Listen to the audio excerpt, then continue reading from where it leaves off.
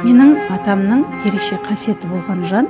Ол кісі қасиетін қабылдамағанның салдарынан екі көзінен айырылып қалған. Атамның көзінің тірісінде аян беріліп, қасиет тоста ошақтың үстінде тұрған қара құмандағы қара су айрандай үйді, соны ұрпағыма бөліп таратып бер дегенде, атам өзі шешім шығарып, қасиетті менің ұрпағым ұстамау керек, қабылдау, ұстау оларға ауырлық тигізеді деп, әлгі суды төгіп тастаған көрінеді. Бұл туралы менің әжем жиі айтып отыратын. Бұл қасиет ұрпақтан ұрпаққа беріледі. Сенің де атаңның, әжеңнің, сенің де тегіңнің осындай қасиеті бар. Өйткені қазақта тексіз ұрпақ жоқ, тексіз ата жоқ. Сол қасиет саған берілген. Оны мойындамай жүрсің, қасиетіңді мойындап жүру керек. Сол кезде өміріңдегі түрлі болып жатқан мәселелер, денсаулығыңа, өміріңе, қарым-қатынасыңа, қызметіңе, ақшаға қатысты болсын проблемалардың барлығы өз орнына түседі.